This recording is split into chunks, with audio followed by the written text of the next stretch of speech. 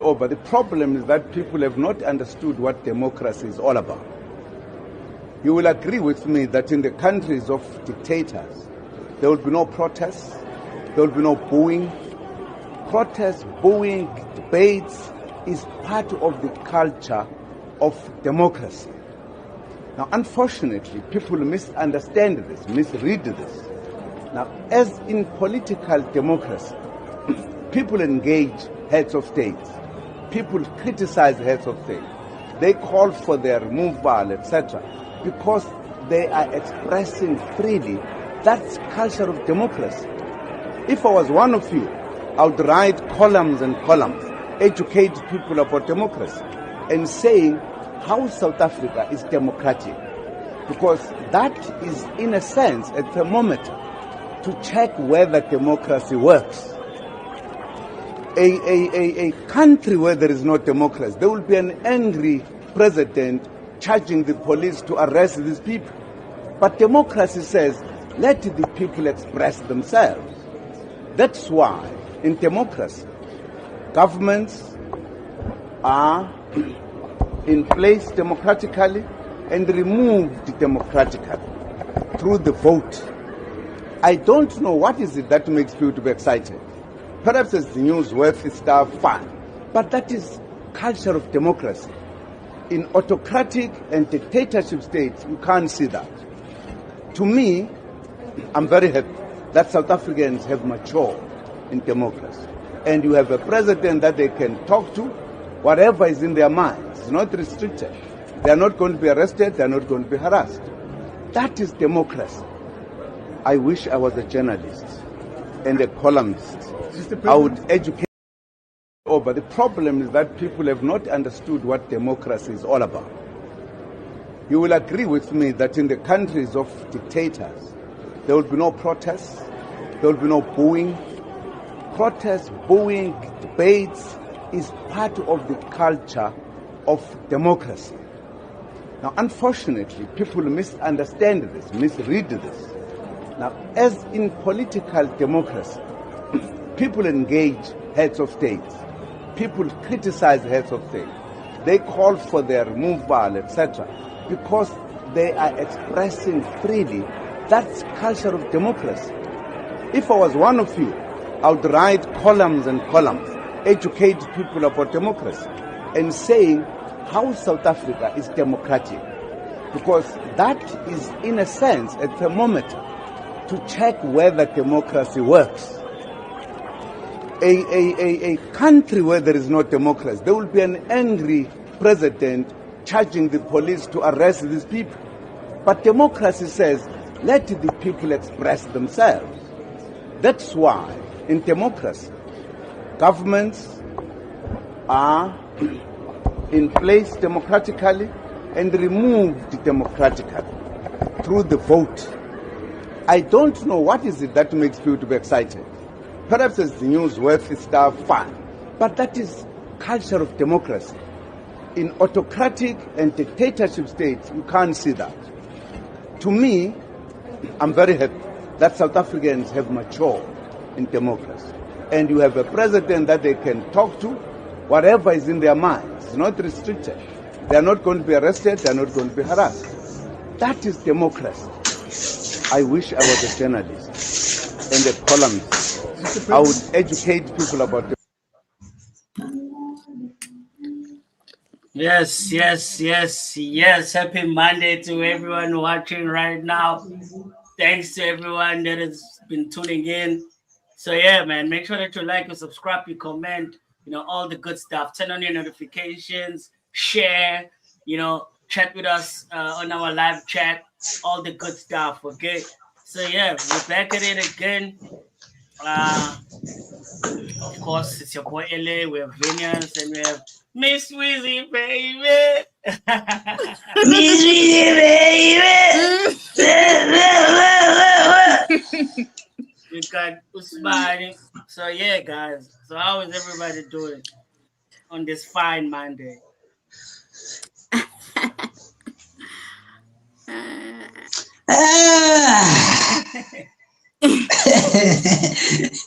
there's only one day to go. I mean, 28 is tomorrow, yo.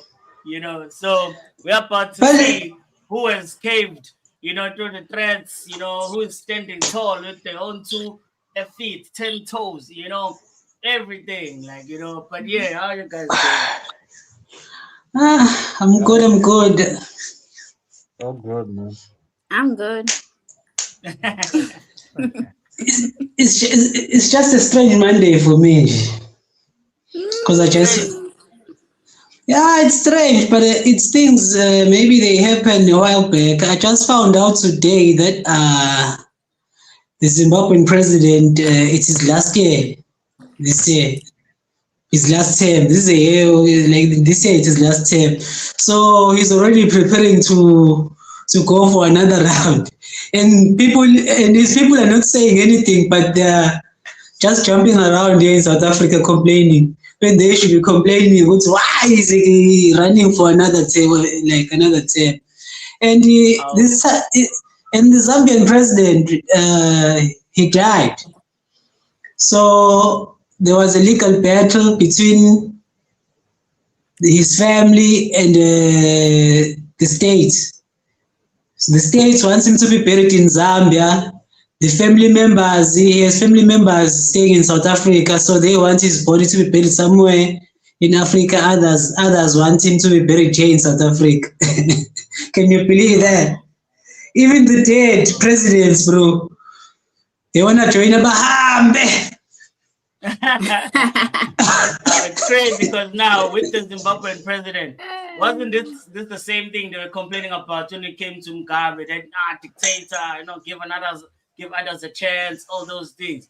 But all of a sudden now, hey, that time. And they quiet. They're not marching down the streets. But I mean, I have a problem. Yeah, So, and those are the things we should be fighting for, man. You know what I mean? That's why I was saying this should be a continent-wide citizens uprising. Everyone should be Facts. asking questions of accountability of all their governments. Ride on this energy, on this wave that South Africa has sparked. I have a theory. In the next coming years, we are being lambasted now and chastised. But I think in the next coming years, if we really are successful in our campaign to insist on accountability, we might actually be those who ultimately spark the thing that changes Africa. You know what I mean? And I mean, maybe that's the role we're meant to play. You know what I mean? Because we are one of the few countries where you are allowed, as the elder was saying, that you are allowed in this country to disagree with your government. You're allowed to protest. You're allowed. These things are our rights in the law. Yeah, what? So few countries have that. So maybe we are the ones who are supposed to lead the way to say, hey, maybe if we correct some things in leadership here, we might actually have a positive impact on the rest of the country. You know what I mean? Yeah, bruh. That's my theory.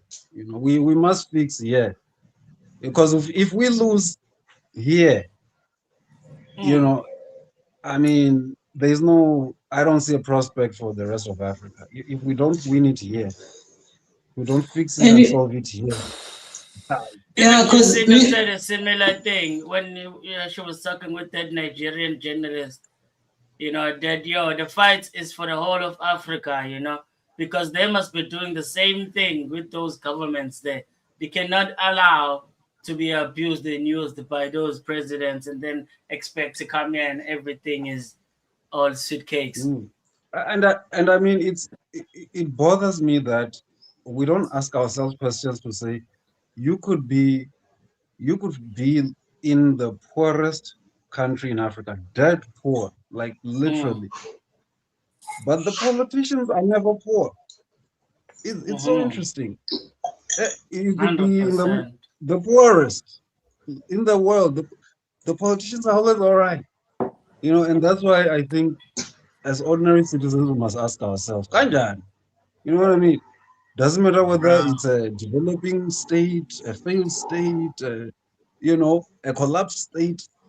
The politicians are always, without exception, always all right. And the South Africans ones, I just said they are the richer. They are the ones who get paid most than the others. I just said, well, I don't know. Yeah, I can imagine, bro, because clearly with the 600 million that they're trying to, I don't know, do what with it, but then they're saying is to, I don't know what they're protecting because it seems like it's to combat and fight the citizens. But they're able to just take out 600 million and do whatever, you know. So imagine the money they put in their pockets. As we know, Ramaphosa was found with 600,000 US dollars under his couch. So how much more money there was not under the couch, but maybe was under other things that Ramaphosa was hiding, you know. In the wardrobe, But yeah, man. behind the closets, behind the closets, hidden with the skeletons. His But other farms. can you imagine? Can you imagine that drama though? That I believe the only reason we found out about this story is because they were trying to catch the guy who stole from them. You know what I Imagine. mean? No, it was this guy. He used to be something in the correctional service, and he used to work in the intelligence services. Arthur Phrase. He's the one who blew the whistle. After 2 years, the thing's been quiet. So yeah. Imagine. But then, yeah, man, it's not over. You know, there's the guys currently that have been the face of this movement. You know, about Jacinta and Pagalim Tarat and whatnot. You know, there've been some clips circulating of them not backing down. You know what I mean? You know, doubling down, in fact, and saying, "Hey, you know, it's like this, it's like that. We never have advocated for any violence. All marches have been peaceful, and then we're not gonna fall for the scaring tactics and all those things, you know." So I don't know if you guys have seen videos of such and whatnot, but then I'm curious to know from you guys. We've seen it's been a whole month and an extra few weeks. You know what I mean? With all these threats and everybody trying to, you know, convince people to do otherwise, you know. So what do you guys think happens tomorrow? Anyone can Well, I'd say it's hard to predict, you know. It's hard to predict, you know what I mean? You never really can say. What I can say for sure, I imagine there will be protests because that's what we've heard, you know what I mean? But I don't know. I don't know what comes after that. I don't know if it's possible to even predict what will happen. You know what I mean? True, it cannot be predicted, but I can say, they're gonna march obviously because they've been saying they're gonna march, and they're gonna try by all means to be peaceful, as they've been saying that it's going to be a peaceful march. I don't want to say marches because some marches things might go south, you know? But the thing that I see happening, I'm 50% sure in KZN, maybe 100% sure in the Western Cape, because we've seen video clips of the police stopping people from marching because they're carrying sticks. But yeah, I see 50% chance of it happening, trying to stop the guys march because they're carrying sticks. You know? But I don't see it working out though. But yeah, that's all I see. And I don't know how hard they're working, the ones who are planning to destabilize the whole thing. I don't know how ambitious they are. But from the marchers themselves, people with good intentions, I don't see anything happening wrong there. Unless those who have bad intentions, you know, are more ambitious and have more lever. I think Yeah, but I then agree with Uvinas, just one or two lines here. I agree with Uvinas. I think the march is going to happen regardless. It's going to be as peaceful as possible. Really. But I also think it's either those spies or people who are going to be sent to destabilize or to start trouble. But also at the same time, it's the police themselves, as well as the shop owners who I guess were precautioned and even warned and even incited to carry arms. So there's that problem that we're going to be facing. But in terms of the violence, the marchers themselves, I don't see it. But some people are going to start the violence, but it's not going to be the marchers. Yeah, it's not I gonna be the think, people that have been marching like all yeah, around because they haven't done anything. You know, all of I these think things, violence, people are killed, people are attacked and whatnot. It's all propaganda, you know. In real life, there's none of that. I think the best thing they can do to protect themselves is to make sure they document. And whenever Mm, anything out of place happens, they show it. You see, and mm. because the good thing is there will be law enforcement there as well. That's very important, so that there's evidence of what's happening. You see that? Yeah, for sure. And Miss Yeah. Weezy, are you there? Okay. So She just must mute. talking, just to touch on the first thing we spoke about, you know, these other African countries, um, responding the way they're choosing to respond. I want to play this Jacinta video that it's part of the interview that she did over the weekend with a Nigerian journalist. I'm just gonna let it play and then we're gonna talk about it. We want Africans, and I'm saying this again, to fight their government the same way we are because they owe us that. Africa is not going to thrive if we all hide behind going to other countries, going to Europeans, and they're calling us slaves and making us cheap labor. We're never going to progress as a continent. We can't live in fear of our leaders. That is not leadership. What I do want, though, is for our African brothers and sisters to respect our country because currently they don't do that. That is the honest truth. They don't respect us. They don't respect our country. You must see them on Facebook tormenting me, tormenting South Africans, telling us they're not going anywhere. This is their country. Mandela gave it to them. All of these things. You don't want to do that. It's not fair on us, right? Because you're placing the burden on us and they get away scot-free to do whatever they want. So we're saying responsibility lies on both South Africans and foreign nationals to behave themselves in South Africa. Let us deal with the issue of migration. If you're coming to the country, come in through the legal route and the right way. So that when we go to your country, we also feel comfortable knowing that we're respecting your country's laws. Because you don't want us to come to your country and do as we want and just behave anyhow. That's not fair. But ideally, the model is for Africa to work for all Africans. We have children now that deserve to have a functioning Africa. We're Africans and Black people, we don't glorify just our skin color. We think like people who want to improve the continent. Absolutely. We behave like people who want to. We can't have dictators every single time. We've got 90-year-olds sitting there running the country while people are being beaten up and hit. Human rights must not only apply in South Africa, human rights must apply everywhere in Africa. African leaders must not sit there in those Pan-African parliaments and discuss minds and all of. They must discuss real life African people problems. How are they making their people live better? The infrastructure, the roads, how they're improving their lives. And I'm so annoyed that we get to spend so much time discussing this issue over real. I mean, I was so annoyed that there's children in Nigeria being kidnapped. I want to be there to help Nigerians to say we can't have whatever Boko Haram or ever terrorizing the. What is the Nigerian government doing about that? They can't go on as if it's business as usual while the children getting kidnapped. That can't.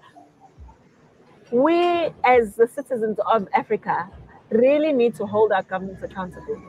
And if we continue to fight each other, we're never going to get to that phase. Jacinta, Okay, so that's a video of her, I guess, trying to, speak. I mean, the call motivator for this thing and whatnot. So, yeah, and I agree. But then, yeah, anyone wants to say something? Just one Yeah. thing.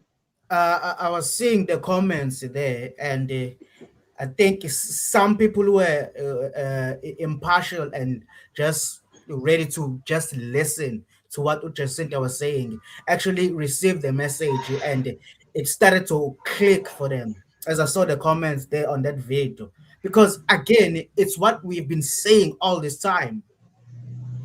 We want a functioning country. We want people to come here legally. We want people to be held accountable if they commit crimes. You can't come into a country illegally. I mean, it seems like we are a broken record because people want to gaslight us into accepting a crime just because we share, I guess, skin tone, and we should just look the other way. That's not how it's supposed to be. We are countries, we have borders now, and we should respect one another. If I'm in a different country, I will respect the laws and the customs of that country. I won't just go there to do whatever I want, and then when I'm being held accountable, now I want to cry and pretend as if I'm a victim. I created that mess and I should be held accountable, should be arrested if means be, and deported back to my country. And again, we all are facing the same issues here all over Africa. So now how come when a certain group of people in a certain country saying enough is enough, we want to fight for our country because we cannot let this go on for any longer. I mean, in Nigeria, 50 children are kidnapped, being terrorized. That's not acceptable at all. And we've known for years about how Boko Haram operates.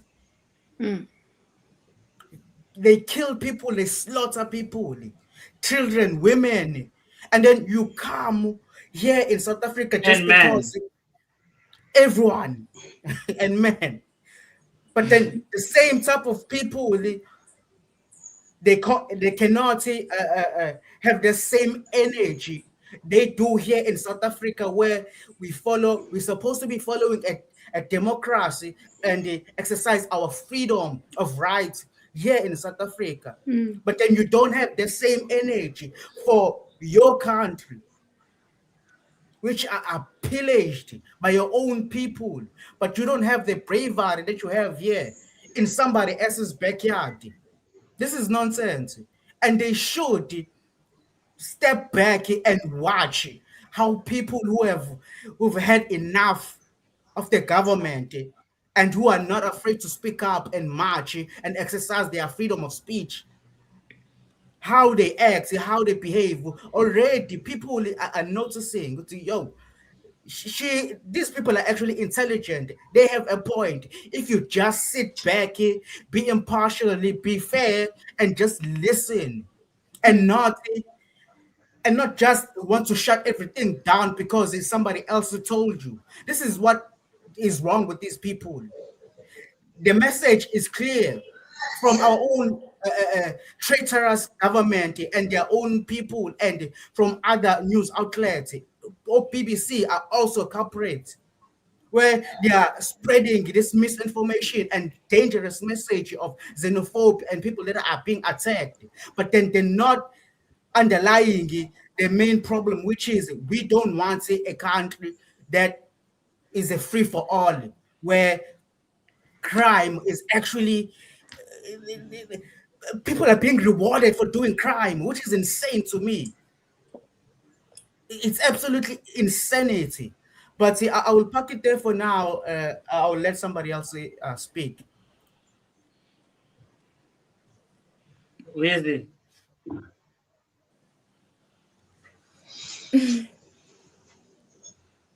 Weezy F, baby. Relax, guys. I will talk. All right, cover my thing. Just chill. What? Usisi is not going to say something. Fella, we've been Not talking the whole now. time. Not now. Not now. Okay. I'm No, still no. thinking about it. Like, Yeah, sure, sure. I'm still trying This to is figure it out. yeah, no.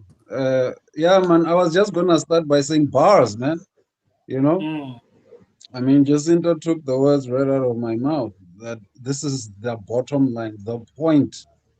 We want all ordinary citizens of Africa to be okay, to be free, to flourish, to prosper wherever they are, Mm. without needing to go somewhere else. They must go somewhere else because they want to explore further, grow, Mm. develop themselves, not because they are forced. See, intro that I don't want is forced migration. Mm. That is my problem. Because Mm, that's where all other problems come from forced migration, mm, you know, because there are all these issues in your country.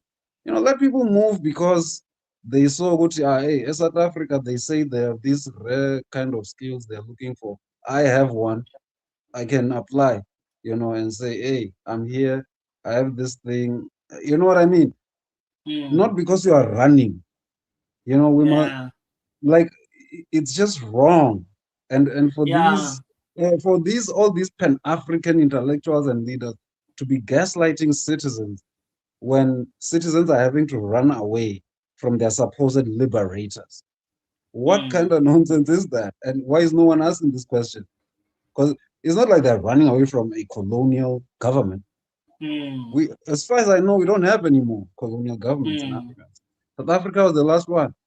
So, so we have to take the heat of that accountability to ourselves and our politicians, because Bro. not you are complicit in this thing.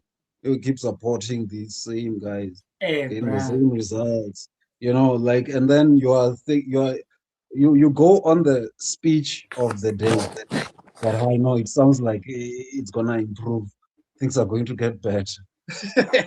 Yeah, And you should then be torn. Like if you're from Zimbabwe or Malawi, whatever, you should be torn. When you do get an opportunity in South Africa, you're like, yeah, ish, I yeah, don't but wanna I don't leave wanna home. leave. But I don't want to leave it's ish. home. Be- Yeah. because because that is the natural instinct of a human being. We do. Some of us are adventurous, want to explore, see the world, but you're not trying to run away from home. Your roots. You still want to have those roots back home where you can come back to, and it's not like a running away situation. So I want I to add think something on your point, just a little bit. Hope you don't lose that train of thought. Exactly. You said forced immigration, and I'm thinking that I don't want to go to countries around the world and then not see the indigenous people, the indigenous tribes of that nation. I don't want to go to Nigeria and not see Nigerians. I don't want to visit all these beautiful countries all over the world and not see the culture and the customs of those countries. So I feel like we are within our very right, because again, they are trying to force integrate us and eliminate this whole thing of tribes, culture, everything that makes us people of this country. We are different in our own right, and that's beautiful. So now, if you are forcing other groups and eliminating and bashing people who are exercising their traditions and their beliefs, because you're always bashing tribes. This, like, even now, this fabricated tribalism that they're trying to push with the Tongas, which is insanity. I don't want to go to Japan and see a bunch of Nigerians there. I want to see Japanese people. I want to see their culture. Them wearing kimonos, samurai costumes when they're cosplaying. I want to see all of those things that is authentic to that country. See, now again, they should just back off and go back to their countries if they're here illegally. Because essentially, this is way bigger than we think and they think. Because initially, we are fighting for our own existence and our own livelihood at this point, so that our cultures and customs can exist. And of course, we're fighting for the right to for us to exercise whatever liberty that is enforced and supported by the Constitution as well. So yeah. That's all I have to say for now. Yeah, I mean, look, there's an elder who recently told me that look, you can't um, you can't erase sort of that particular root, you know, of people, but at the same time, we don't use that to essentialize ourselves so that other people no longer have space. And this is the kind of balance we've been trying to find with each other as South Africans. You know what I mean? And that's why I've made this point that post 94, we just had too much to deal with for us to want to carry all the burdens of the continent. It was it was somewhat expected. I mean, Utawambegi said it that South Africa was expected to play a special role after 94. But realistically, South Africa itself just had too many questions. First of all, the white and black thing is goofy. That trying to find the bridge to that racial divide has been a huge challenge. That on its own, that's even before now you come to the so-called tribes. Bavenda, Makosa, Matsulu, you know what I mean? So now I made the point, man, you can't in that context want to now take on the burdens of the entire continent. We've got thousands of ethnic groups, linguistic communities, religious communities in Africa, thousands of languages. I mean, how are you gonna, you know what I mean? And that's why, again, I make the point, I'm not sold on the whole continental Pan-Africanism story because I don't see anyone doing it successfully regional, just at regional level, you know? Because, for example, regional, true regional integration, right, would require the heads of state, for example, in SADC to be accountable to each other. And it would require them to share intelligence, to share data. You know what I mean? That's how you do real regional integration. Because then we would all have records and databases of all citizens in SADC. So if someone is moving, the wrong way, we quickly trace them to say, hey, this guy committed a crime in South Africa. He's trying to run away to Lesotho or wherever, you know, can catch him quickly. You see that. But I mean, such a system just seems like a low-hanging fruit. For example, especially in SADC, especially with countries that are inside our country, like Eswatini, Lesotho. They are in our country. They're not neighbors. They are inside, and you know what I mean. Like, how do you not just with those two? You could do so much. You could integrate your systems in ways that help you govern better, and that's how it makes me think. Really, it doesn't seem the objective is to govern well. For me, Yeah. it doesn't seem there's a plan to actually have clean, good, accountable governance. You know what I mean? It's like the objective is to go in the opposite direction. Because That's with true. the technology we have now, there's so much you can do, systems you can build that are more integrated, that work better. You know what I mean? It's so many ways things could be made better with just, updating systems and doing things differently. But, there is none of that energy. That's why I always say, when I'm looking at Africa in the future, I don't see none of these cats that are in political office right now. Unless you're at the age of Traore or something. But these other folks, I don't see because I feel like there's too much baggage with them. For some Yeah. reason, they just can't hold each other accountable. Maybe they had some deal, secret deal we don't know about 50 years ago Now they can't ask each other questions. You know what I mean? It just seems we need a clean slate. You know, and they don't feel guilty at all. They don't have that self-consciousness of saying, "Ish, maybe I shouldn't be doing this." You know, they're like, "Hey, you know what? As long as I'm good." Yeah, man. Like, so when I'm envisioning the future, I just don't see these guys. I mean, anyway, if I'm envisioning a flourishing, prosperous Africa, I don't see these guys. You know, and I mean, like I always say, they're not invested. They're not invested. You know, many of them are looking towards how they're going to retire wonderfully. So, you know, it's, you know, we got to make different decisions. We got to think differently about politics and all that. So, yeah, let me not make it too lengthy. That's just my little contribution.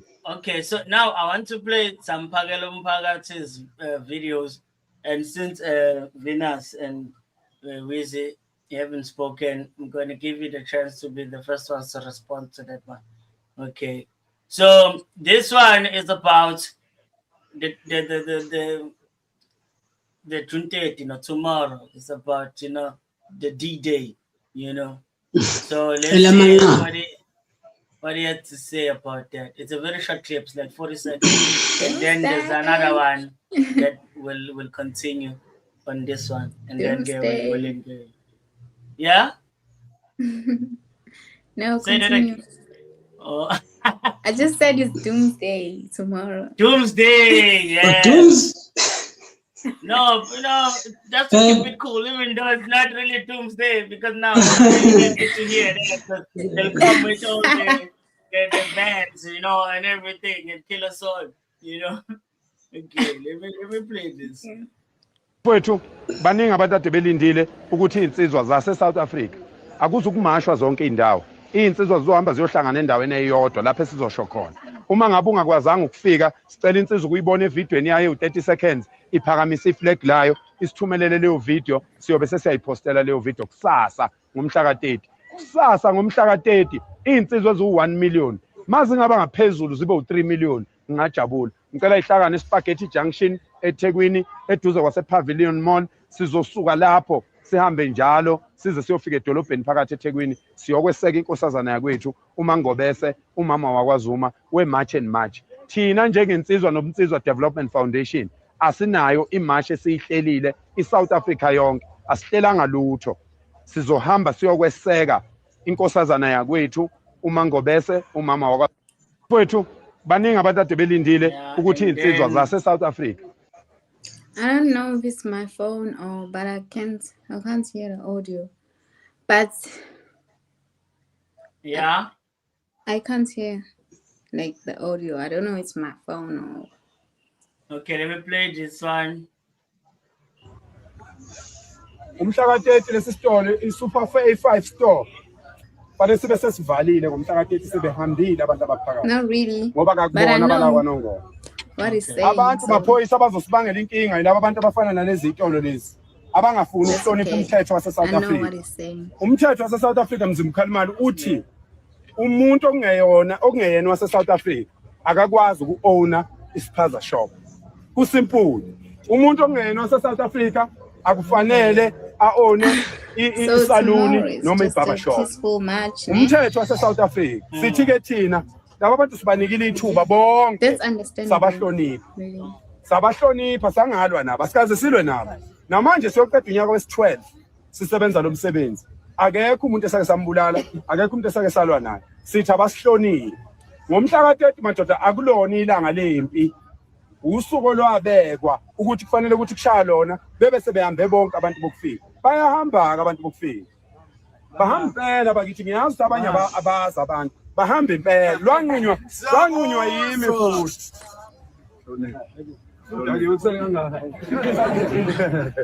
Awulendoke. Isibindi singakade nokudla futhi. Sisazofuna ukudla. Ngiyabona umkhaya wami. Hayi kodwa ijabule ingwele. Webafowethu. Siyacela namaphoyisa siyawacela futhi. La kwanongoma akushaye umhla ka30 bengasekho laba bantu laba. No easy no bani amaPakistan amaSomali la kwanongoma fanele kushaya umhla ka30 bengasekho laba bantu laba ngoba njoba silokhu sigqugquzela ukuthi aluzubabikho udlame udlame lizoba khona ngento eyodwa ngokuthi laba abantu abafuni ukulalela bese bephinde beba namagama abawaphathisa abafowethu afike kithi manje kamaphoyisa sicela senze umsebenzi olula nje kusukela ngomhla ka-25 bebe sebevalile kushawa umhla ka-30 wonke umphakathi ubona ukuthi ngempela abasekho uyabona lona obuza ukuthi sothengaphi uyasidakela kade laba khona iza likhandwanga ilento le lona sibuza nje ukuthi abantu abasebenza khona bayokwenza njani iza likhandwanga ilento le sathi thina siqala lento Dlamini sathi umuntu osebenza la uyena oyoba nobunikazi besitolo uma eswele ukuthi isitoko uyosithatha lesi ababolekwa sona ukuze besebenze thina mina kosikhona kwandabandaba ngiyohamba ngiyelapha ePhoenix ngithatha isitoko ngizomfakela sona esitolo yini enzima uzusibuze lowo mbuzo ngoba sakusho kudala ukuthi osebenza esaluni uzoba umnikazi wesaluni hayi ukuthi koqhamuka umuntu omusha akujiki osebenza esitolo kuyofika uyophenduka yena abe umnikazi manje yini enzima abantu lokubesibuza imsangano hayi sosebenza hayi manje mase kuvaliwe kwenza ihlangana apha naleyo nto leyo kuqhubeke kufizwe ngenxa ukuthi yona uthola into uvela lapho ucabanga ukuthi ungasi-own isitolo uma abantu abasebenza kulesitolo bonke Dlamini wena ufakazi uma abantu abasebenza esitolo bonke bethi bayophela umsebenzi ngeke kuphela umsebenzi isitoko basilande Phoenix lapho isitoko mina ngihamba ngiyokhuluma nabantu basePhoenix beboleka izingane. All right, I think I can stop it there. So yeah, we're just combining those two videos. You know, one is very recent, this is an older one, but I think the most important part there, I just wanted to show a video of him specifically talking about how they've always been preaching a peaceful march. And we're talking about this peaceful, violent and whatnot. The only people who are talking about the violence here is the government and the NGOs and the NPOs and whatnot. The people and the people that are somewhat the face of all these things, they've never preached any violence, not even once. Not even once.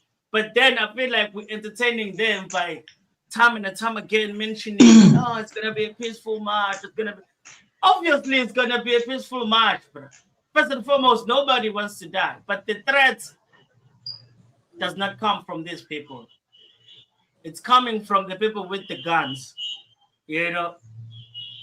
But yeah, so Pagalum Tagata did say that tomorrow the march is going on. They're going to start at the point of Pavilion. And damn, that's a long road, but yeah, they'll be walking down into the city. So I guess the march will be already in the city by then. And then he's saying that he has 1 million men, you know, that will be there. So yeah, thoughts? I mean, I have a question. If this will create jobs and stuff, what if the whole store is owned by foreigners? So we're just shutting it down, everything. Yes, but then there will be new ownership. Okay, there will be new ownership. But in Angst 40 will be a problem. Who will own these stores? Wow. Like, okay, it's fine. Buy pool money. But at some point, yeah, they are dating one of our sisters. Like, they are dating our sisters. So this yeah. Maybe I can answer it. I don't know. Okay. Should I answer? Yeah. Continue. Okay, on the shop side, okay, who's gonna take over? Of course, the new ownership, yeah, well? And it's not like our people, our own local people, haven't operated shops before. They still do till this day, and some of them are even kidnapped by these foreigners because they don't want them in that market, yeah, well? We've said in the previous clips, we grew up where there's Itak shop, Wakaba, or whoever supermarket. It's not something new. So our people are going to continue. They've been running shops, even the ones they are renting out now, were once upon a time ran by local people.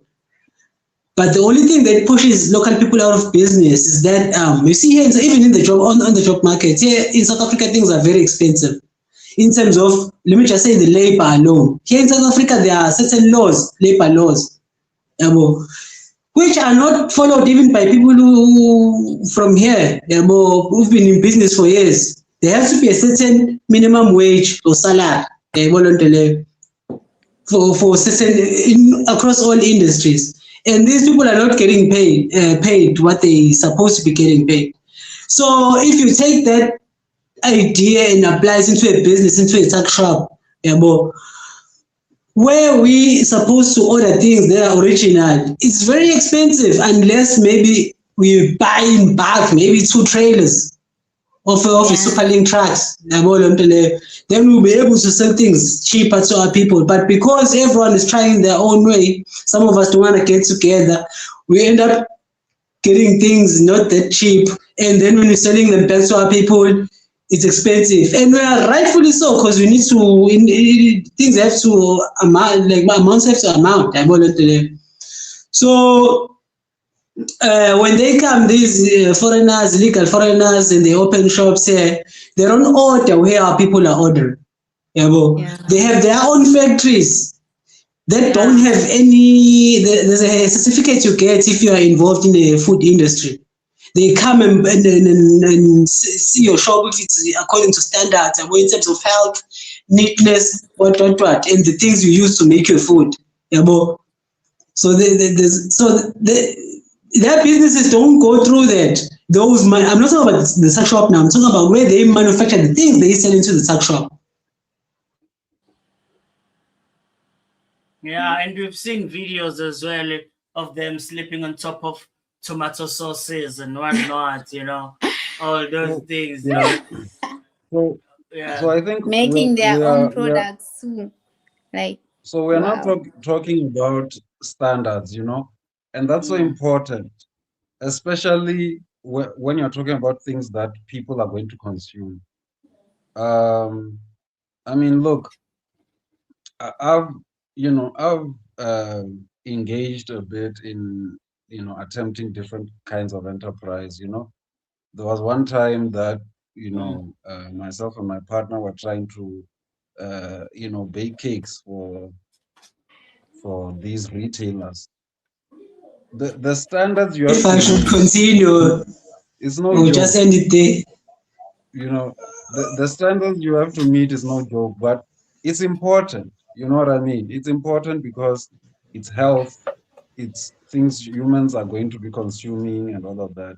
So that's my first point, that I think whether or not we're talking about local owned business or whatever, that idea of standards is so important, so that everyone is compliant, so that we know that we can count on, it's safe here. And that also means you're going to have to restore law and order and ethics to the state, because those are ethical questions, that you actually care about the consumers and all of that. So that's the first point. The other thing is, so where the issue of getting in control of those value chains, because you must start thinking about how you create value, your own stock. You just do it in compliance with all the necessary regulations. If you're doing agro processing, for example, making tin foods and those kinds of things, make sure you're compliant. But we must get into those deeper levels of the value chain, where we don't only think about how we're going to source stock, but how we're going to create stock. And that's job creation right there, even more than the front-facing retail stores. I feel like the foreigners are too confident, eh? Yeah, because the thing of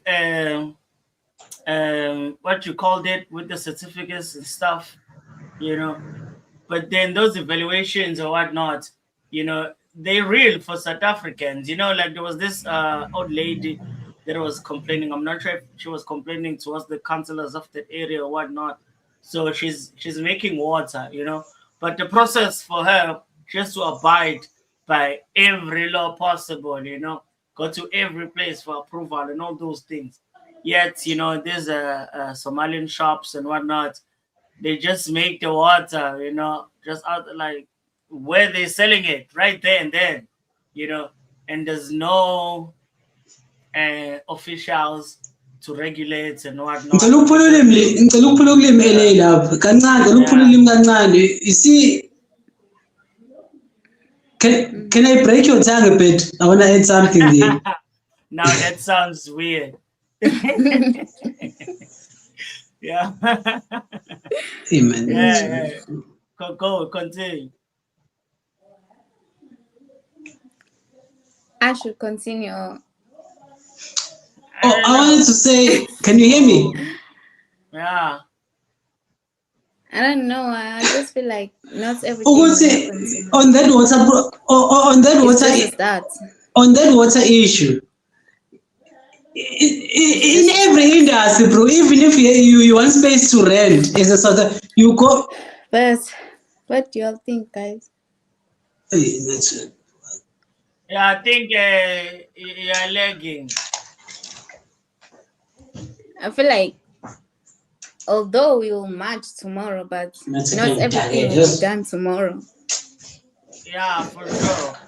Well, I think there was the video where Jacinta was saying that 30 June is just the start. You know what I mean? Yeah, it's just the not. start. Yeah, it's And not like the end all be all. He also said like November thingy, we should be done or something like that. But he also talked about November. I don't know what's happening in November. Well, it's voting season, so yeah, we have to vote. And then, have you registered? You must make sure that you register. Yeah, you must make sure that you register. Absolutely. We must be very involved in these processes. I'm not registered. I'm not registered. Local elections, by-elections, we must be heavily involved. I'm registered. 100%. I'm ready, not and you must know your ward, because these are local government elections. Yeah. You must know your ward, what number it is, who's your ward council, what have they been doing. You must look into these things. So you wanna, like for example, where I stay, right? We have a DA ward councillor. Water, electricity issues are resolved anywhere between 24 to 48 hours at worst, at maximum. An issue, there's a neighborhood WhatsApp group, people raise issues, security issues, whatnot. If there are water, electricity issues and it's affecting the whole neighborhood, it's going to be brought up. That person will respond very quickly, will send us updates to say, okay, I'm talking to these people, the technicians are on the scene. You know what I mean? Until the issue is resolved. So yeah, man. That is so that person, man, you best believe I'm supporting that person to come back. I don't care what party they are in. They do the work. I want the person who can do the job. Make sure when I need water, I have water. You know what I mean? Yeah, that's all it's about. Yeah. I ain't going to be coming here with no ideology and all that. The person who does the work, I want that one. And if it ain't broke, don't fix it. If that person is working, I'll keep that person.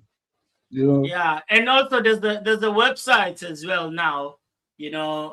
On the ICC platform. Where you go in there, you type the area you're from, or you can just do live location, and then it will see where you're at, and then it's gonna show you where you will be able to vote. But I actually encourage people. I encourage people to explore that website. It gives you a whole lot of useful information. Yeah, even you register on there. Yeah, data. You get data stats from past elections. Like you get a lot of information. And I think as the youth, that's the kind of platform we should be using. You know what I mean? Yeah. So I think let's explore that platform, Lindo, and maybe in future conversations when we do our civic literacy portions, we can also get into those kinds of things. So people But are right now, informed. currently, I think the voting registration is currently closed. But then we know they always do this all the time. When it's like a month to go or something, they'll reopen it up again. And then you gotta make sure that you register then. Because the first portions of registrations they close now. And then I'm sure they'll be open when it's closer to the elections. But then, guys, going back to the June 30 thing, I want to play this Jacinta video, you know? So, Okay. again, I'm not going to explain it. I'm just going to play. I don't know, Wizzy, on your phone there, so all the videos you've been playing, you couldn't hear them. No, How? not even one. Imagine. No. That's not right. So, you know what? Log out and come back in again. Okay. Yeah, and come back in again. All right. So in the meantime, I'll play this video.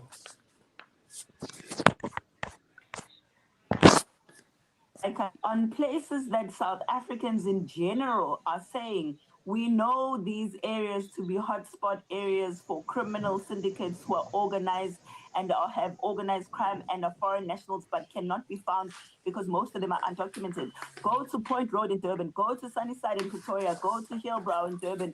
And I know there's a lot of places that people have been telling us, like in California, in the Eastern Cape, we didn't even know it exists. In Witbank, in Mpumalanga, people there are complaining about the same thing. So it's a similar model every single way in the country. If the government was serious about spending the 600 million, they would have spent it on getting rid of these places where foreign nationals are there in numbers and are making us feel uncomfortable in our own area. They would have spent 600 million on the Department of Home Affairs, making sure that they build a gate at our borders to secure our borders.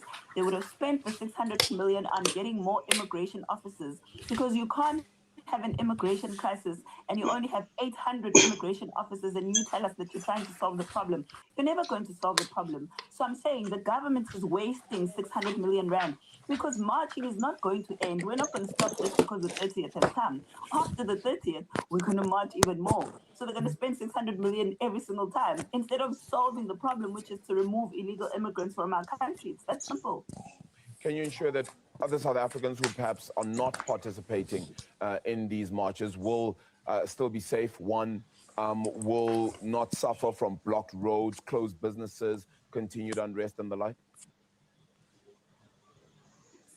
Look, all I can say is that South Africans who are not part of the protest, if they want to go to work, they must go to work. If they want to go about their day, they can go about their day. But you know what? The only thing I sit here and assure is that on our part, we're going to make sure that there's no violence that we promote. There's no violence that we try and have on the day. And you know, we're gonna make sure that we do our best for people to behave themselves.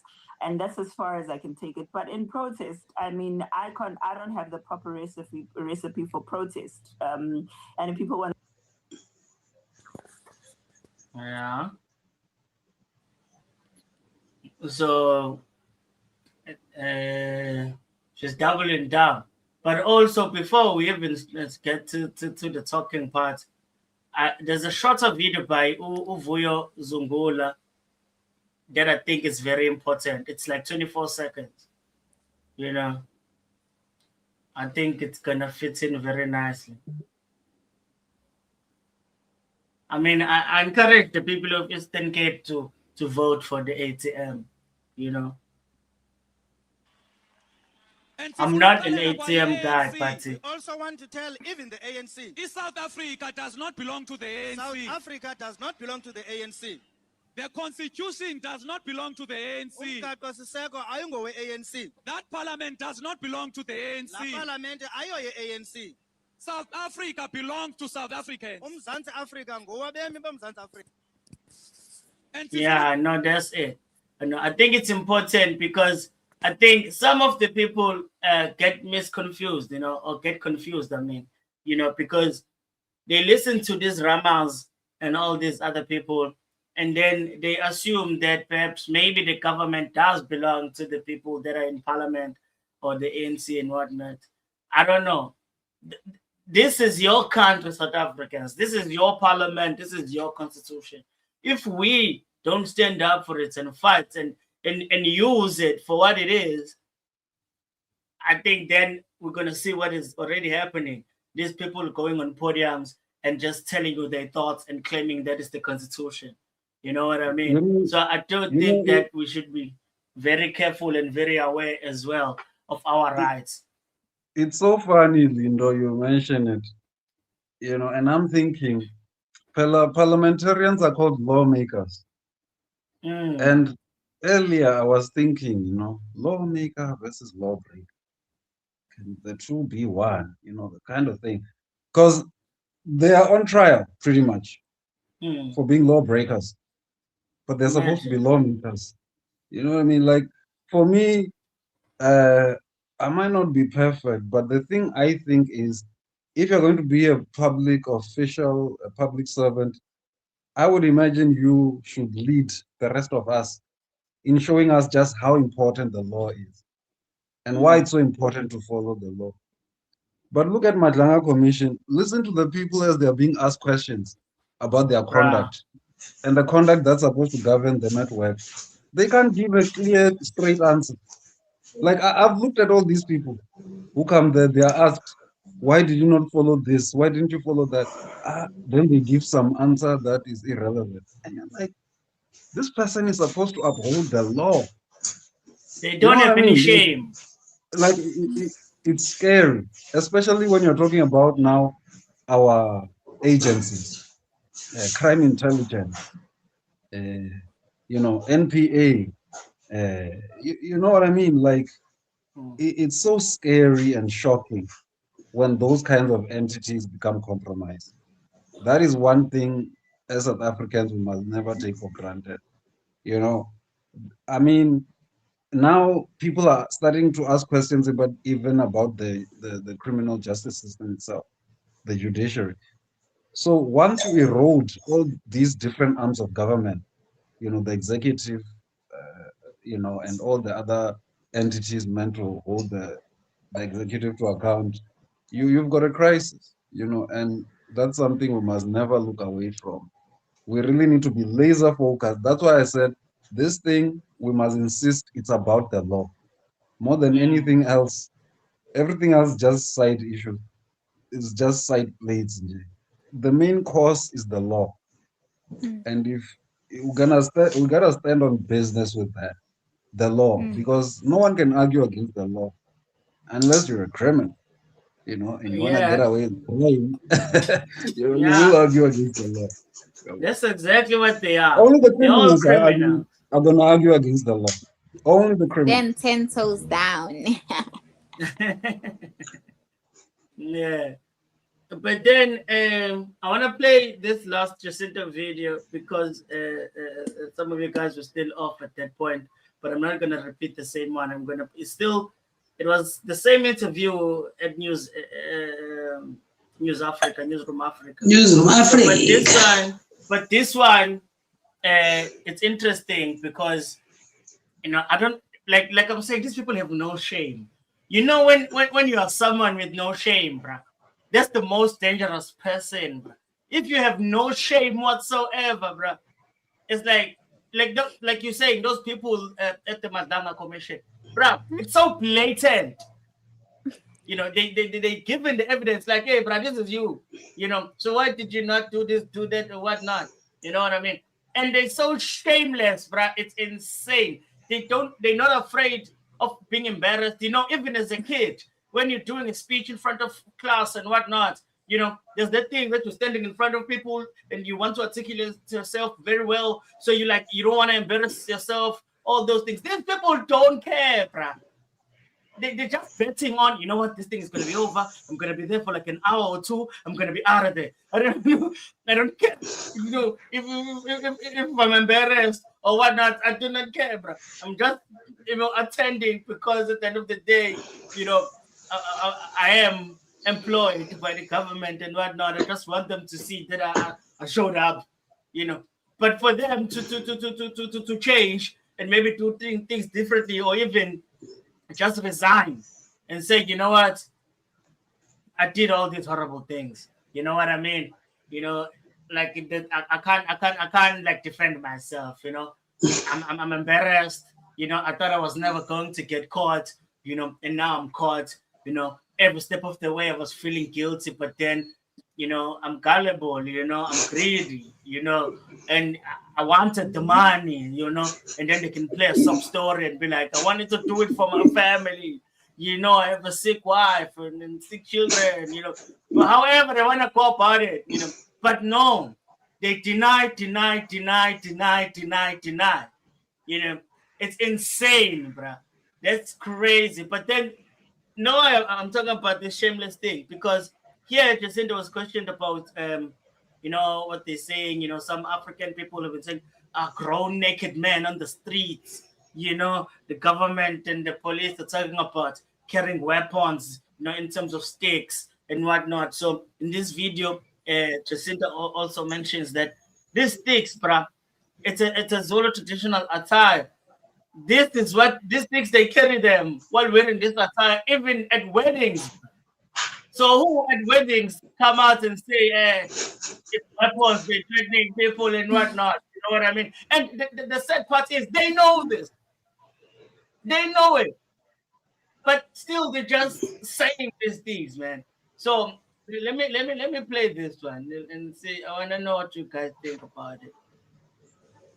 But we gotta give a shout out to Jacinta, man, because you know a lot of things, a lot of movements have been, you know, existing all around the globe, and then some people when they're in the hot seats and they're being questions and whatnot, sometimes they forget, you know, what they mean and what they want to say, you know, or how they want to respond and all those things, you know. But it seems like Jacinta, man, is just standing 10 toes down, you know what I mean? She's just saying, you know, exactly what she believes because, you know, if it's the truth, you don't need to be thinking too much about it, you know what I mean? You know, yes, with the language there, you can do the there and there. But then if you know exactly what you're talking about, you know, it's very, very simple. I don't look at it that way. I mean, we work together with Pagalum Tagati, and if he announced the date and we're on the same mission, on the same cause, I don't see it as a distraction or moving away from the cause because we've been doing the same thing, marching in the streets, peacefully so, you know. And I've been saying that the greatest thing that has scared me is the interpretation from the media and all of these other religious groups that have come out now to tell us that it's vigilante to march the streets wearing your traditional attire. I mean, Zulu men, even at a wedding, dress the way that they do when they're protesting. What are you trying to say? That we must be ashamed of who we are because you're going to tell us that when we're walking down the streets dressed in our traditional outfits, we're trying to intimidate and scare people. You know, for me, it makes absolutely no sense. So you're saying we're trying to intimidate and scare people at a wedding because, like I said, even at a wedding, that's the dress code with sticks and everything. So I feel like we're dealing with a very tricky situation here where, you know, I'm going to blame Arabile, the media's role in this, the NGO's role in this, the government's role in this, and a lot of external forces that are trying to pretend as if we're the ones that are funded as they claim. But I'm telling you, the greater funding is in the ones that are funding the NGOs and the NPOs. And if you find where those people are being funded and where their money is going to, because we've been asking the Department of Social Development, where does the money that comes to these NPOs go to? They say they don't know. The last thing they ever do is to register them and it ends there. That's not a working model for anyone who wants to make sure that their country is safe. Getting money from foreign agencies and you're not tracing the money because we've been saying, tell us where the money for the NPOs and NGOs is going.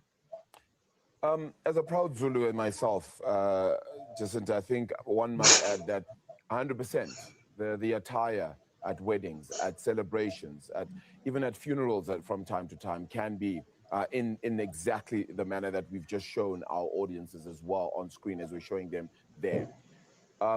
The great concern, I suppose, is that when you're having a demonstration against something. Okay, so he was about to spew some propaganda there, you know. But let me read this comment and then you guys can share your thoughts. So Luciano Memele is saying we will do to the ANC government what we did to the apartheid regime.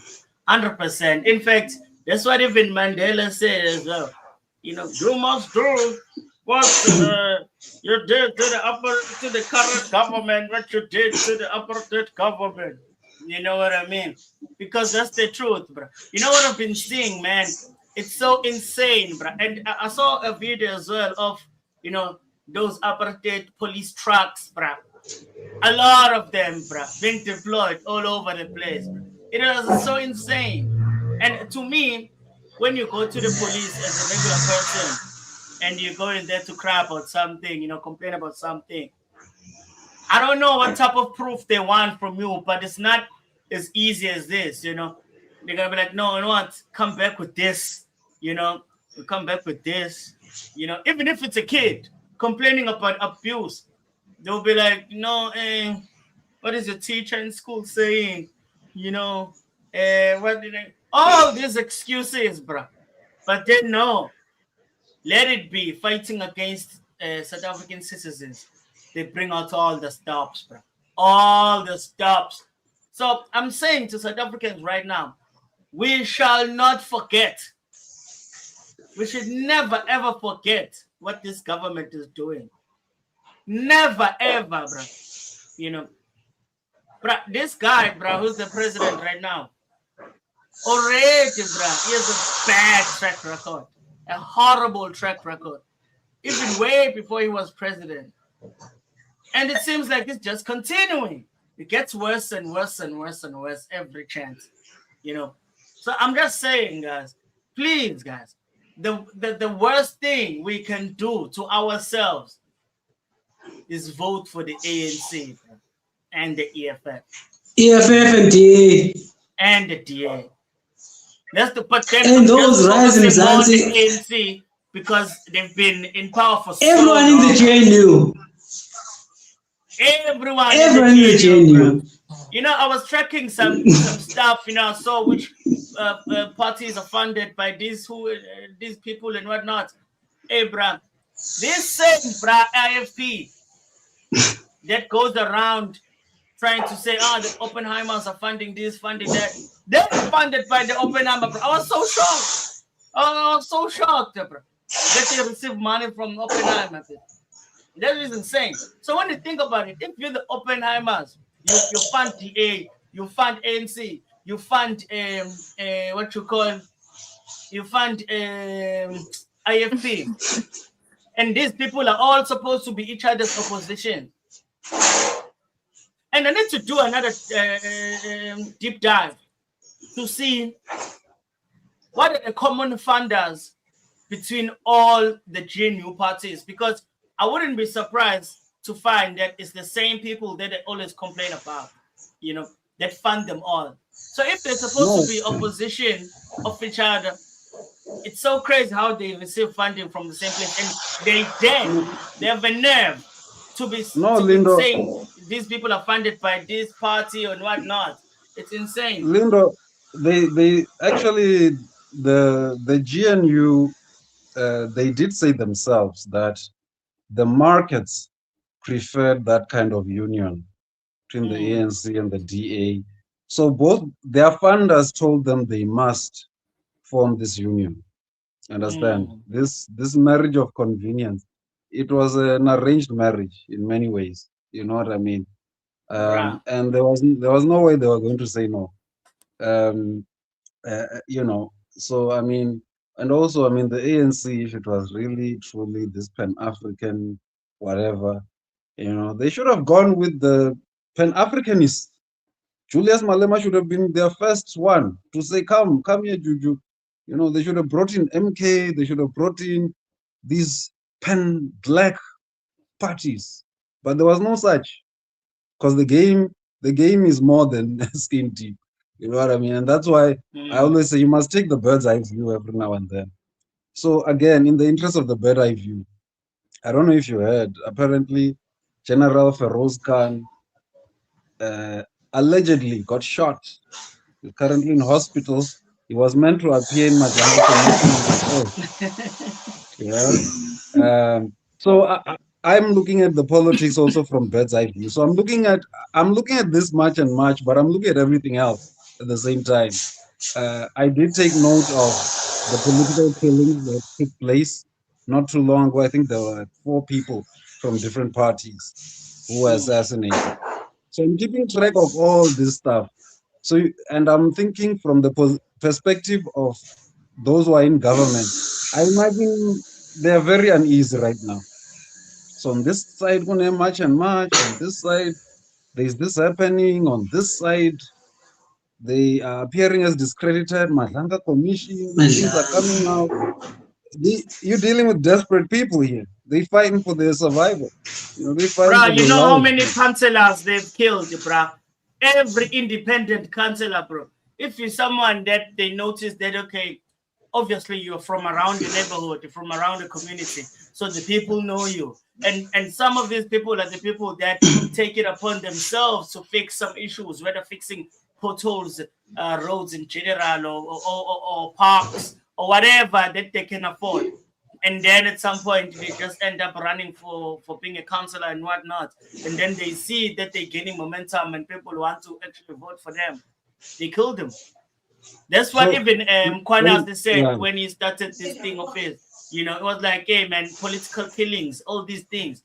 It's happened. So how many people have the ANC killed, bro? It's so Lindo, me. One of the things that makes me keep track of these things and look at them very closely is the question of security. I have an interest in participating in politics, but not in this mafia kind of environment. You know what I mean? Right now. There's no way, I'm getting into politics when I can clearly see if you don't have strong security, you are vulnerable. Yeah, but so the only time I would really get into politics is if I know that I've set up my security networks in the neighborhood, I've got my ear to the ground, I have my own protection for my passing, my personal passing. You know what I mean? And my family is secure and all that. Because, there was this lady, I think it was in Cape Town, who was taken out as she was just leaving a voting station. You know what I mean? And she's probably one of those that Lindo was describing, someone who's known in the community. But you see, it's easy for the councillors to be taken out. They don't have a lot of security. So you have to look at the game and you see just how dangerous it is. Feroz Khan just got shot, he was meant to be a witness. There was that, who was it? Was it witness D or what? That guy, the little guy who got shot. You know what I mean? So you have to look at the whole game and see, it's dangerous. It's real. For us, you have to understand the politicians exist in a different world. For them, 100%. What is the real world is we don't even have a concept of what they understand to be the real world. You know what I mean? And they shameless, these people. Like they'll kill you knowing that it's obvious. Sometimes we used to think back in the day, you're gonna go just not now, Venus. We used to think that, or at least people from before used to think that if you are so popular, they'll maybe struggle to kill you because you in front of people's faces. They'll be like, damn, I wish you just caught him earlier. And then maybe they'll take the route of smearing your name, making stories up, and all those things. Now they're like, nope, we're not taking that route, kill him. We're not gonna play around with this. You don't even want, and that, like, we know who's responsible and we know why they killed the person that they killed, but still, because most of them are in parliament, most of them are in like local parliaments, and whatnot, and most of them already occupy councillors' offices and whatnot. But then, like, what can we do? The strongest power we have is our vote at this point. Because at this point, even when you do protest, you call all sorts of names. You know what I mean? But yeah, Venus. Hey guys, my apologies. Today it's just not my day, and there's a lot of things I wanted to say. But yeah, I'm not going to dwell much on the first can and the Madlaga Commission, even though we should be paying attention. I am paying attention to it too. You know, I'll just I'll be like, and then I'll move on because there's many things I want to say. With the Khan case, bro, it's so funny because Brown Mohoti tried to pull the same stunt. You know, it's so funny that it's 2 days away from to appear in the Madlaga Commission, and suddenly he gets shot and not. Before he got shot, there was an emergency case, whatever, in the I don't know which court, where he wanted them to give him back his devices, the ones they took when they arrested him. There was some sensitive information. People are going to get killed. There's some people's names there. Whatever. It's just a tactic for me. It's another series because South Africa is a movie. Yeah, well, I guess this is another series. Yeah, well, it's another episode. Yeah, well, if you look at what Bruno Hotte did, shooting his own car and saying, "Hey, they are after me," this and that. Yeah, well, so so that's that. So what Jacinta was saying it's really interesting because even during the death of Prince Mangosuthu Buthelezi, there were Zulu Butos there. Yabo. They blocked Amabuto from getting in because the president was there. Yabo. They were like, okay, yabo. He went in, but he's not gonna come out. They were carrying he went in with Amabuto carrying their sticks and their shields and their spears. They never did anything to the president. Mind you, most of the people in that part of the land, they are in guard. They are FP. They never got hit. So now this journalist bring up this thing and then he will hide and say, I'm as a Zulu man myself. Bro, no one has been hurt across all these matches and it's not gonna start now. Yeah, bro. And now there's many things in my head because I've been so cut off for so long. And this the interview with the Nigerian journalist, yeah, I wanted to add on what Jacinta was saying. You know, yeah, whatever she said, and then I'll add Ngiti. Like, for me, as a South African, even the legal ones, I'm sorry to say this, yeah, but even the legal ones, I don't think they belong here. I don't think they belong here because the things they what I wanted to say, why was my mind escaping me now? I'll make an example. Okay, fine, I'm forgetting. Forgive me. Maybe I'll come back later. I don't want to hold you back. No, there's so I've been getting cut off and I'm trying to keep things in my mind. It's okay, I want to refer to this and but yeah. I think I wanted to say even the legal ones, I don't think I want them here because the thing is, when we say something as South Africans, these people say something else. We'll be like, we're protesting peacefully, we're having problems in this country, when I deal with those problems, and what they will say to the international community, they'll be like, we're killing them. They will just spread lies. Yeah, but they're still alive, they're spreading lies. Yeah, but so how can you integrate such people in your community? Like, how can you? Because whatever you say, they take it as something else. Yeah, let me pack it there. I'll remember what I'm saying. I do resonate with that because I do think that we get stuck between the illegal and legal immigration.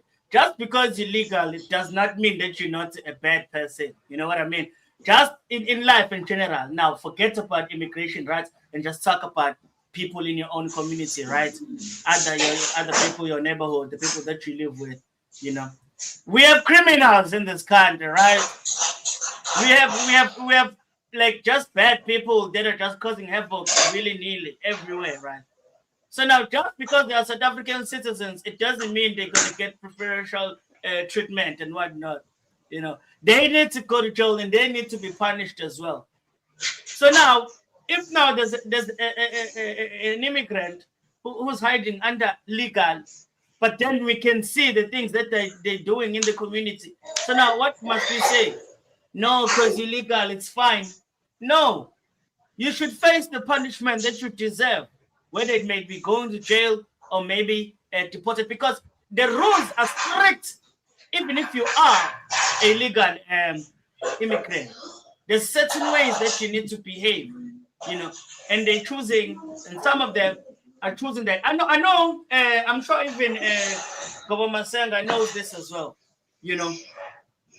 In university institutions and whatnot, there are foreign nationals. Some are lecturers, professors, and whatnot. You know what I mean? And then when you look at the behaviors of those working in those institutions, I mean, at some point, you can't even notice them because they don't behave in such a way where you notice, the ugly stuff that they're doing.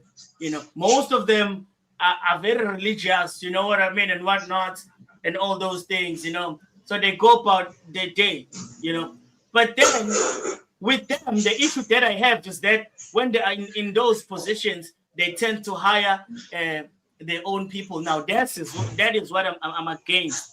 But then even if you are behaving well,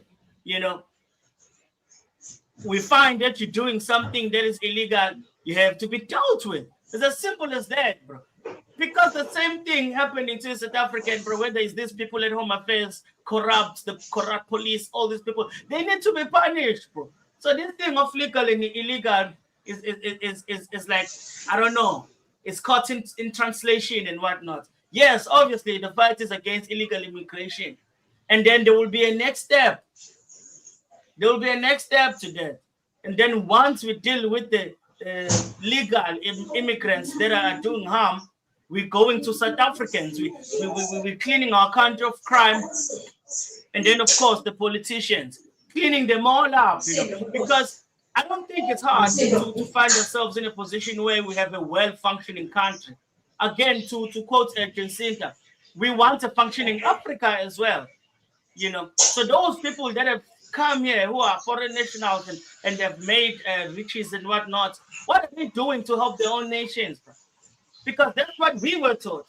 You go out in the world, you earn something, you come back home, you give back. Are they doing that? I'm not sure. I think South Africa more often than not is being used as as a money washing country, of some sort. Because again, going back to the illegals, the drugs that they sell and whatnot, when they send this money back home, it doesn't have drugs on the statement. You know what I mean? They send it using these South African platforms or banks or systems and whatnot. And they clean the money and then boom. They own clubs. You know what I mean? But then, yeah, with the carrying of sticks and whatnot, to me, it's embarrassing, bro. And it's embarrassing for even the international community having to watch this, When I say international community, I don't care about America, the US, but other African countries. The global community.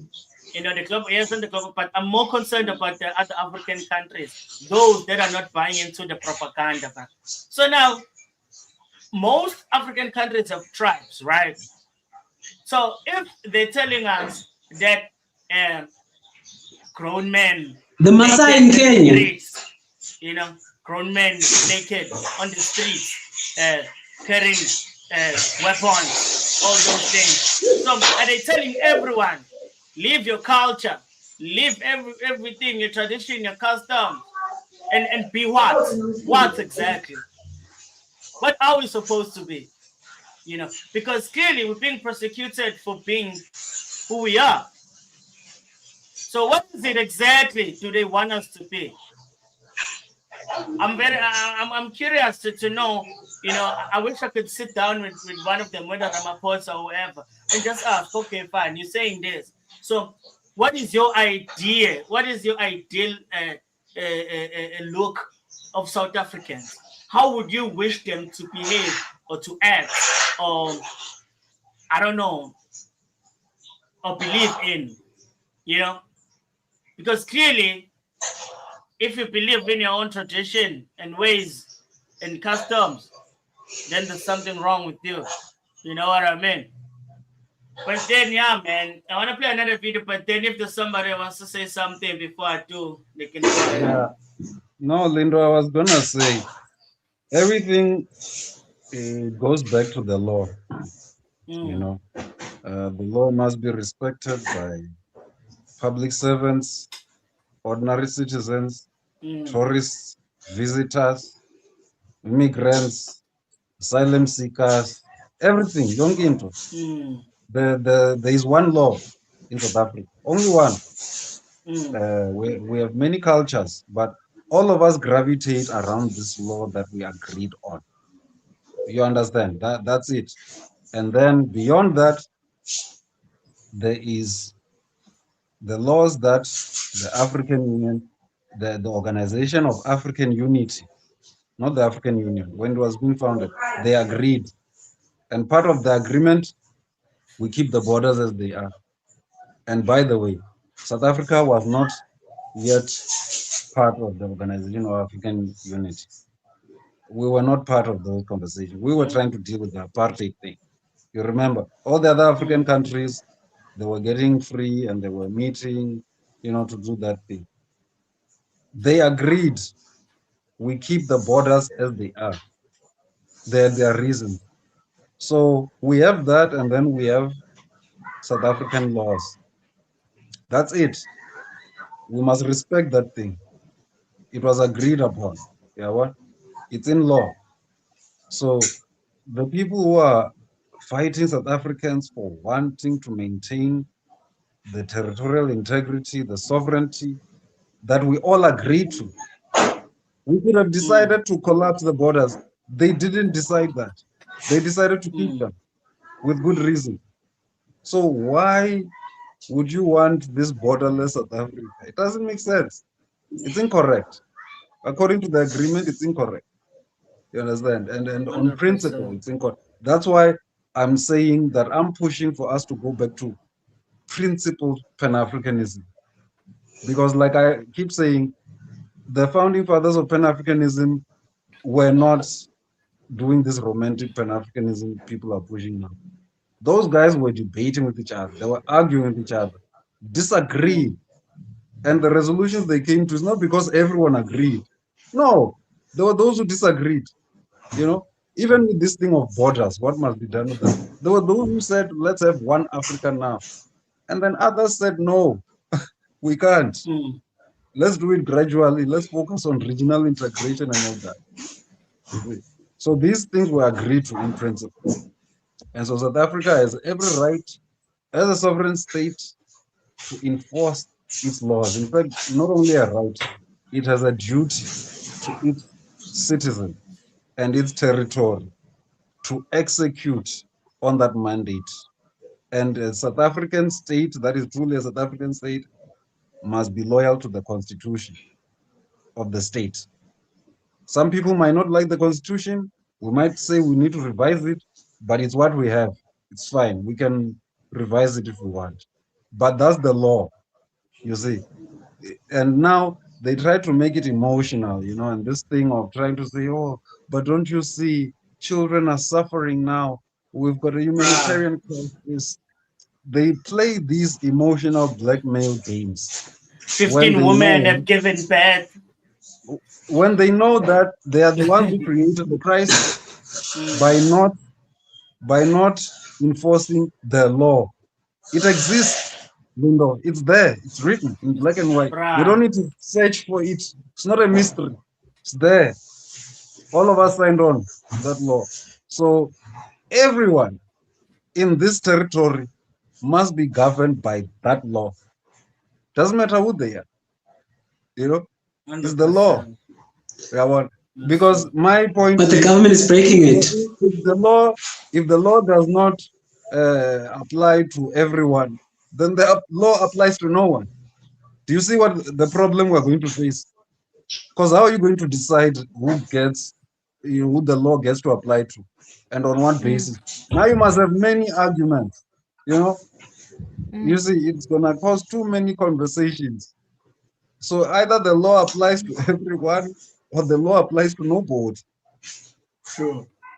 Sure. Yeah. On that, Govt, Justin, I wanted to say is that you're absolutely right. The law has to apply to everyone because we as human beings are governed by law and order.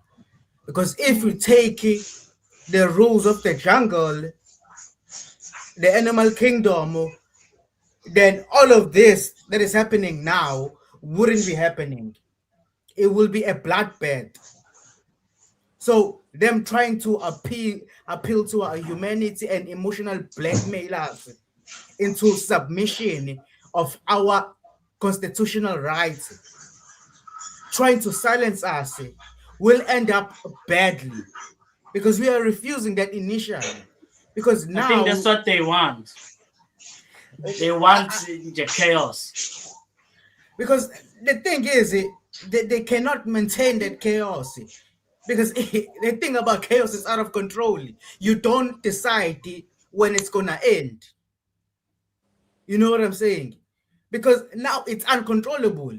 Because people are gonna get wild up, angry and more angry. But then now the rule of law is there is freedom of assembly, freedom of speech.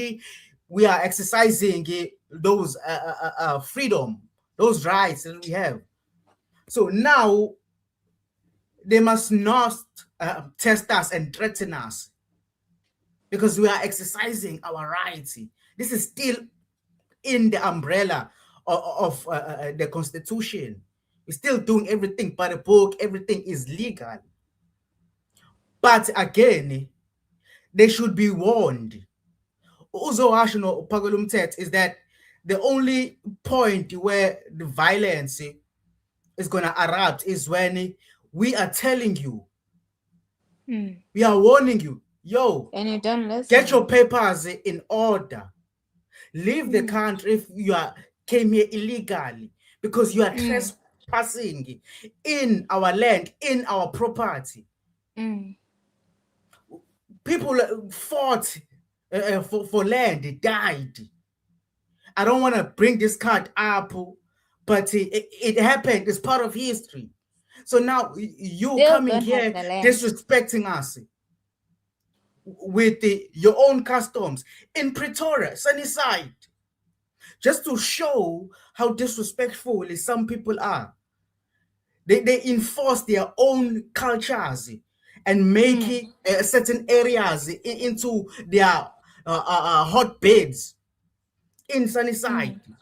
You will see a group of migrants there parading. I saw a video once, a group of migrants there parading around the streets of Sunnyside in Pretoria with a coffin. No one here in South Africa does that. So where are the people that are calling those people savages and their custom barbaric? Or does that only apply to the people who are actually exercising their freedom of speech and their rights? So again, they must be really careful with this because they will not contain it or even be able to control it. Because now, the thing is, they play that they got 1 million men. They're playing a very dangerous game.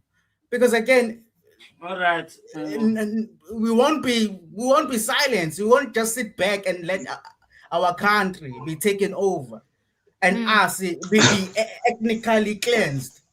We won't sit back. So they must be really careful. Did you see the speech of Solly Mapaila? He was talking to Nahau, and he was trying to say this thing of no African should be a foreigner in Africa. Hey, people refused that one. When he started talking his speech, people were, agreeing with him and everything. Hey, he said that one. Hey, I want to go to. Oh, Yeah. He was booed. Exactly. He was, bro. These are the leftists. These are the communists. The people were like, no, wait. They were like, yeah. Hey, and then this one, this one, hey. The people booed him. And he continued to try talk. He said, no, guys, the problem is monopoly capital. And people were like, oh. Like he and tried. that's why also people should like stop being convinced with t-shirts and free meals. Like he was saved by the I think it's the president or the chairperson of Nehao or something, who came to his aid and tried to save him. I know, yeah. It was acting. Hey, the people said no. I think I saw the speech, but one year. All right, let me play this video. It's gonna be the last video I play because they are running out of time. Because I always want to at least add people that represent the normal society of South Africa, just to add that side of things, that this is how people feel, you know what I mean? Please stop being gullible when it comes to politicians. Can we please stop eating and consuming every single piece of information, every single lie that we are fed? Last Sunday around this time, the president was going around the city of Tshwane, along with the Gauteng premier, handing out t-shirts and saying to people, vote, vote, vote. The very next day, the president was on television talking about how they have deployed, how the army will be deployed, more policing, and on top of that, the people from the private sector, private security will now assist. If you listen to the rhetoric, to the tone of our top officials in government, guys, that is a National Party tone. The displeasure, the hatred, the venom, and the use of words in talking about Black South Africans, protesting Black South Africans, is scary.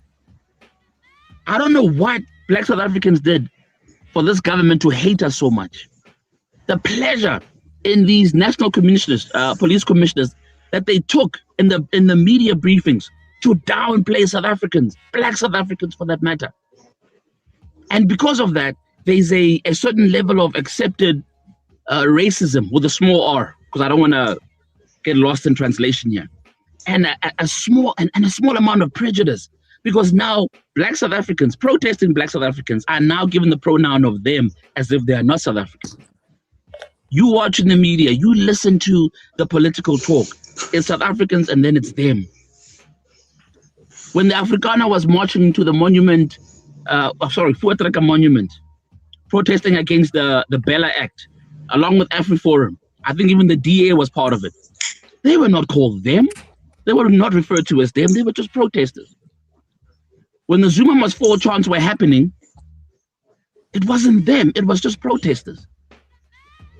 And we've allowed ourselves to be disrespected because the very politicians, where we are so gullible to their rhetoric, tell every single individual who's willing to listen to say the Black South African voter is like a dog.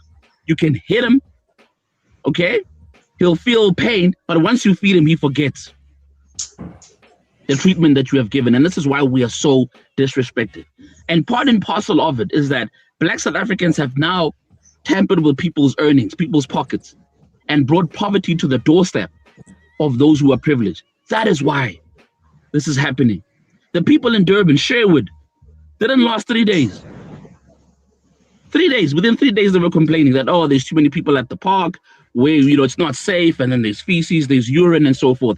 Take these people somewhere. Basically, it means take them back to where the blacks are, to the townships. Because we've allowed ourselves to be disrespected. We've allowed ourselves to be gullible.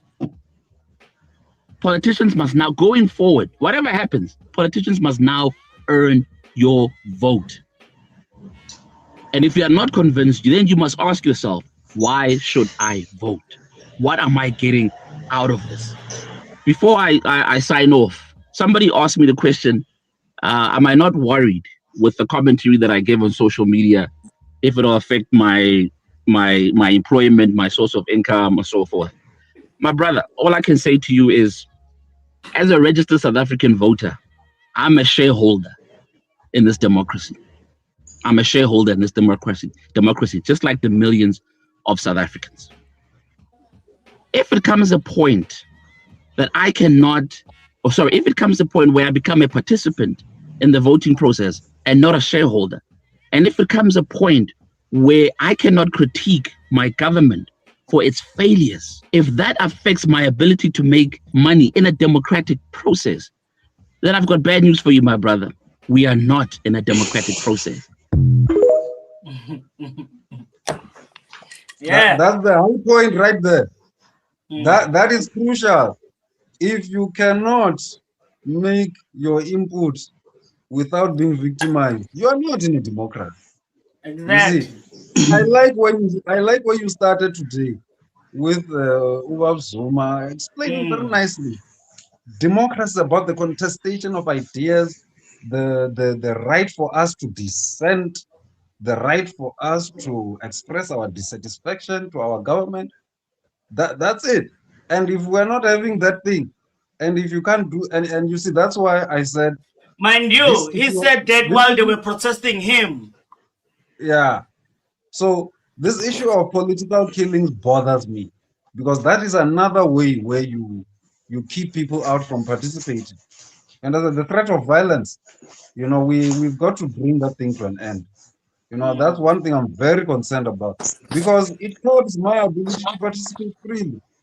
Because when you get me a hitman, you get in Kavi, you know what I mean? So no, we need to deal with that thing. You understand? So that's why, again, bird's eye view. Why is the political killing task team being disbanded and all that? Why? Like that's the crew that's supposed to focus on this issue, so that people can freely participate in politics without fear of violence. See, not from the state, not from competing parties, from no one. Must fight for that thing where we're able to argue with each other verbally, and whoever is the loser, if you lose the argument, you lose. You don't find other ways. You lose, you lost, accept. That's how politics under normal circumstances is supposed to work. So they've created this very hostile, violent environment, which we really need to clean out. You understand? These politics, or these mafia politics, are not it. This is last words, Njalo, guys. This is the last words part. Okay. No, let me say something before I leave. What this guy is saying, hey, the thing you're saying, Masenga, the okay. Where, subjects. I wish one day. Did you hear me? Because my screen was buffering. So what you said, Masenga, about political assassin killing is very interesting, and I don't know when, but we should focus on the Majango Commission one day. But on the thing that. Continue. Yeah. I think he has a problem, issues. Wi-Fi problem. Yeah. Okay, say your last words, Wiz. I feel like first and only words. She never said anything.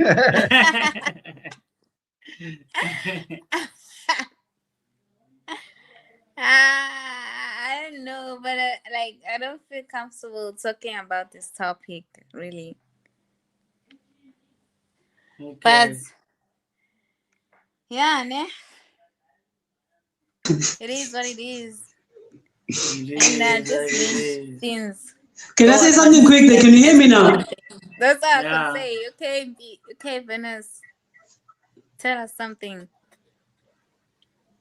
He almost called me my real name. Hey, when you're showing now we know each other. But here's the thing. What that guy said, bro, it's so like, yeah, oh, I'm like that anyway. So he made a good example. We would say he's a shareholder, but we are shareholders as voters of this country. And one thing I know about in the business world, bruh, as a shareholder, the CEO of the company, let's make him the president, okay? The CEO of the company always makes sure to you as a shareholder, you get what you deserve before everyone else, before even the employees, everyone. But in this case of politics, our so-called CEO, aka Cyril, he doesn't care what his shareholders are. We invest by voting these people in, right? The shareholders put money in the company. And then what do they get in return? Thanks for funding my company, but now I'm focusing on other things. I don't care about you. You're not supposed to get a return on your investment. So he made a very good example there. And I want to say to South Africans, guys, November seems far, but it's closer, guys. Do not vote anyone who's in the GNU, guys. There's many parties. I'm not sure if Action SA is in the GNU or not, but there are countries like Action SA, Mashaba is Action SA. Yeah. There's Uzo, Vumule ATM, there's EMK, there's others. Yeah, well, all Razim Zant, I think they tiptoeing, So, guys, do not disappoint. Just give these people a chance for the next 5 years. If they fail us, we go back we go to the next one. Well, do not vote anyone who's in the GNU. Yeah, sure. Yeah, and to boss this notion of better the devil I know than the devil I don't. That is bad thinking. Horrible. You know what I mean? Because one thing that I know about someone new,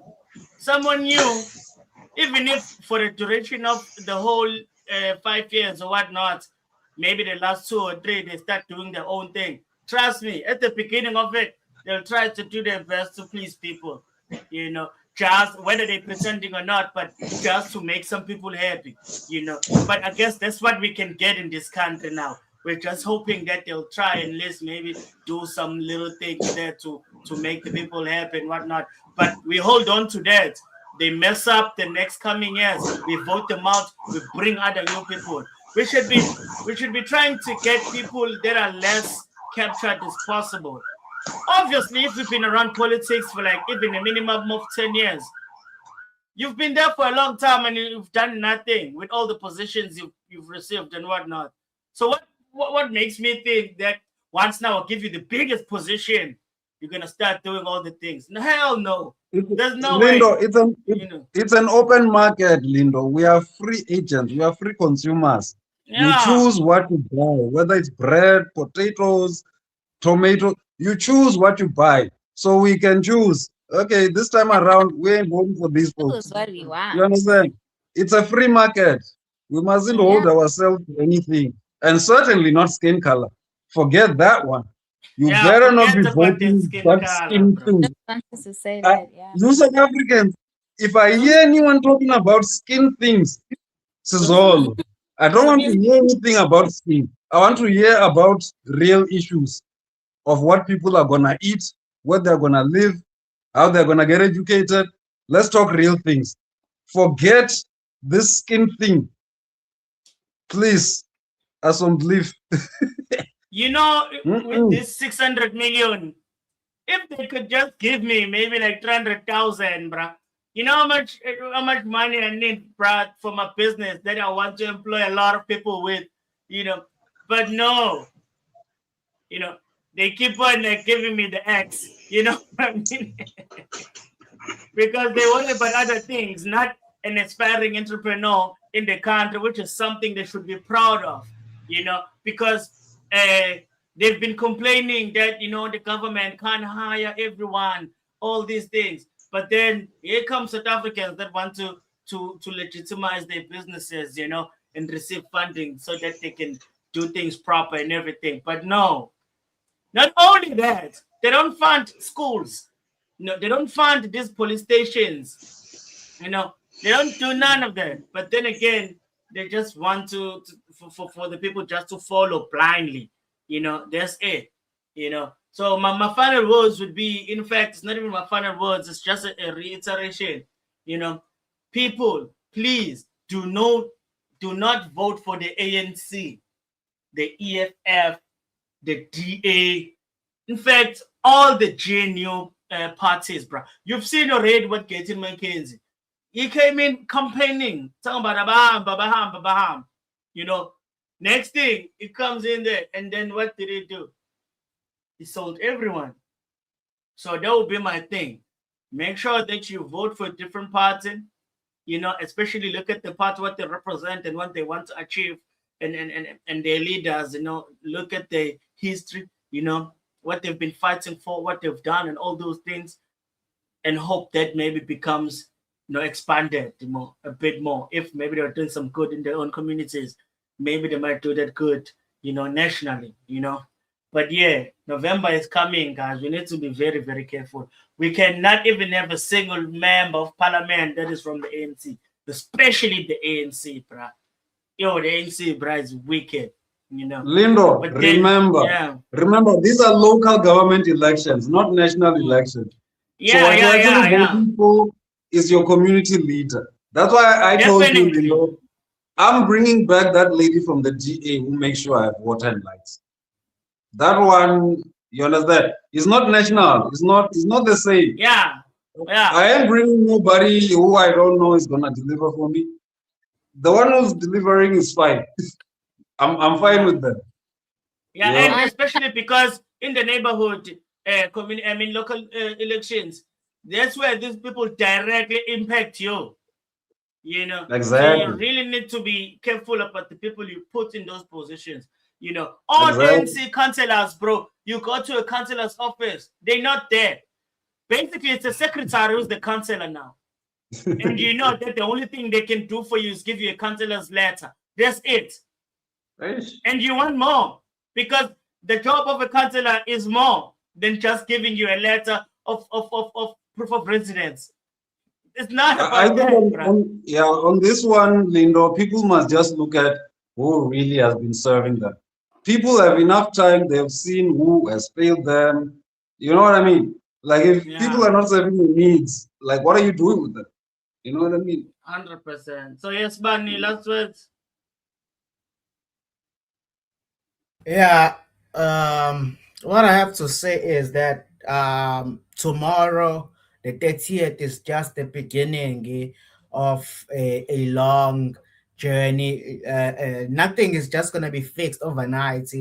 And during us exercising our rights, of course, as you've seen before we've even reached this point, there's been propaganda, there's been threats, there's been all kinds of things, the slurs, even disrespect thrown in our faces.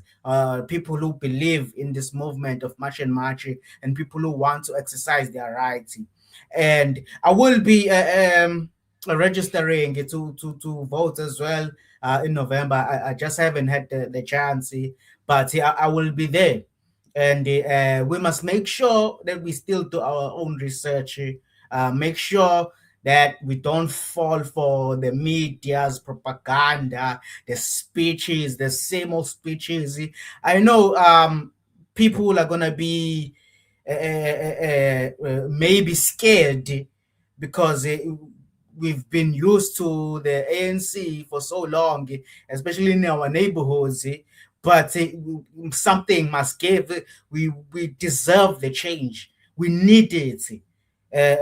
And don't buy this whole thing of them coming to you and offering you t-shirts and the bread and 10 kg where Aunt Caroline and the Namafuta 5 kg.